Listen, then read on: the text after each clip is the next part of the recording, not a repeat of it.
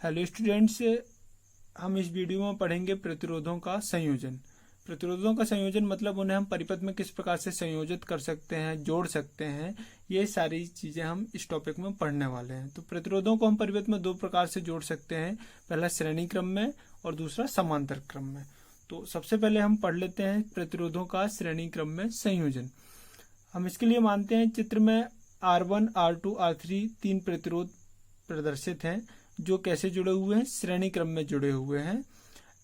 Cell E से प्रवाहित धारा I है और इसके फलस्वरूप प्रतिरोध R1, R2, R3 के सिरों के मध्य उत्पन्न विभवांतर क्या है, V1, V2, V3। ये प्रतिरोध R1, R2, R3 के सिरों के मध्य उत्पन्न विभवांतर है क्रमशः V1, V2, V3। इस प्रकार जो इस परिपथ का कुल विभवांतर V बराबर हो जाएगा वह इन तीनों विभवांतर के योग के क्या होगा, बराबर होगा। तो ये हम निकाल लेते हैं। परिणामी विभवांतर V बराबर V1 plus V2 plus V3 और इसे हम दे देंगे इक्वेशन नंबर 1। अब यहाँ पर हम ओम्स लॉ लगाते हैं। ओम्स लॉ के अकॉर्डिंग क्या होता है, V इक्वल टू हो जाता है I इंटू R। और इस रिलेशन से हम V1 का वैल्यू निकालेंगे, V2 का वैल्यू निकालेंगे एंड V3 का वैल्यू निकाल करके एक समीकरण 1 में हम पुट कर देंगे तो हमारा प्रॉब्लम ये सॉल्व हो जाएगा। तो इस प्रकार इस रिलेशन से V1 का वैल्यू निकलेगा V1 is equal to I R1, क्योंकि I तो जो I का वैल्यू है वो क्या है, आपका सिंगल है ना। और यहाँ पर R1, R2, R3 दिया है, V1, V2, V3 हमने कंसिडर किया। तो यहाँ से V1 का वैल्यू हो जाएगा I R1, V2 का वैल्यू हो जाएगा V2 is equal to I R2 and V3 का वैल्यू हो जाएगा V3 is equal to I R3। V1, V2, V3 के मान को हम समीकरण 1 में रखेंगे तो कुछ इस प्रकार हमें वैल्यू मिलेंगी।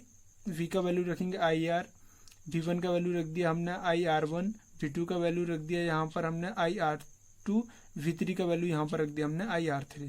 अब यहाँ से R क्या हो जाएगा, कॉमन लेके रिमूव हो जाएगा, है ना, एलिमिनेट हो जाएगा। तो इस प्रकार हमारा जो रिलेशन I यहाँ से हम कॉमन लेके उसे कैंसिल कर देंगे तो हमारा रिलेशन क्या आ जाएगा, R is equal to R1 plus R2 plus R3।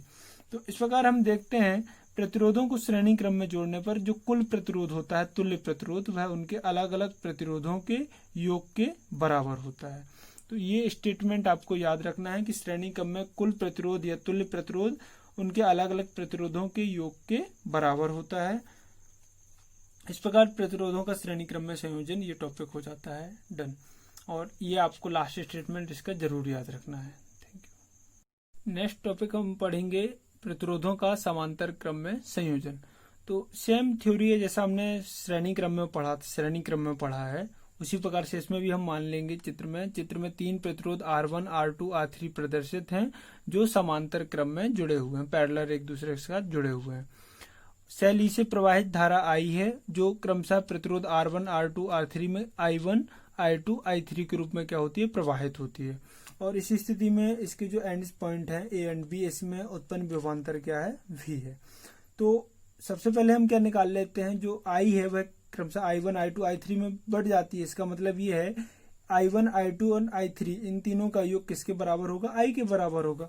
तो इस कंडीशन को हम यहाँ पर लिख लेते हैं I is equal to I1 plus I2 plus I3 equation 1। अब धारा प्रवाहित करने के फलस्वरूप इसके जो एंड पॉइंट है A एंड B, इसमें कौन सा क्या उत्पन्न हो रहा है, विभवांतर। तो यदि धारा प्रवाहित करने पर विभवांतर उत्पन्न हो रहा है तो यहाँ पर हम क्या लगाएंगे, ओम्स लॉ लगाएंगे। तो ओम्स लॉ के अकॉर्डिंग क्या हो जाएगा, V is equal to IR। और चूंकि यहाँ पर इक्वेशन 1 जो हमारा क्या निकल रहा है, I is equal to I1 plus I2 plus I3, मतलब हमें I का वैल्यू निकालना पड़ेगा ओम नियम से। तो यहाँ से हम I का वैल्यू निकाल लेते हैं, I रोकेंगे, R बटे में चला जाएगा, V अपॉन R हो जाएगा ये। अब हम I1 का वैल्यू निकालेंगे तो क्या हो जाएगा, I1 is equal to V R1 हो जाएगा, क्योंकि V तो सेम है तीनों में, है ना, और R अलग अलग है। तो इस प्रकार I1 का वैल्यू हो जाएगा V R1, I2 का वैल्यू हो जाएगा इस इक्वेशन से V अपॉन R2 और I3 का वैल्यू हो जाएगा V अपॉन R3। इन I1, I2, I3 का वैल्यू हम समीकरण 1 में पुट करेंगे तो हमें क्या मिल जाएगा, V अपॉन R1, इधर हम रखेंगे इस I की वैल्यू को, I1, I2, I3 का भी वैल्यू रखेंगे तो क्या हो जाएगा, V upon R is equal to V upon R1 plus V upon R2 plus V upon R3। और इस प्रकार V कॉमन लेके रिमूव हो जाएगा और हमारा रिलेशन आ जाएगा finally 1 upon R is equal to 1 upon R1 plus 1 upon R2 plus 1 upon R3। इस प्रकार हम क्या देखते हैं, प्रतिरोधों को समांतर क्रम में जोड़ने पर, प्रतिरोधों को समांतर क्रम में जोड़ने पर कुल प्रतिरोध का व्युत्क्रम उनके अलग अलग प्रतिरोधों के व्युत्क्रम के योग के बराबर होता है ना। ध्यान से सुनिएगा, समांतर क्रम में कुल प्रतिरोधों को जोड़ने पर कुल प्रतिरोध का व्युत्क्रम उनके अलग अलग प्रतिरोधों के व्युत्क्रम के योग के बराबर होता है। तो ये हो जाता है हमारा प्रतिरोधों का समांतर क्रम में संयोजन। और बहुत ही अच्छा क्वेश्चन है, बस आपको इनकी क्या करनी है, इनकी प्रैक्टिस करनी है। Thank you.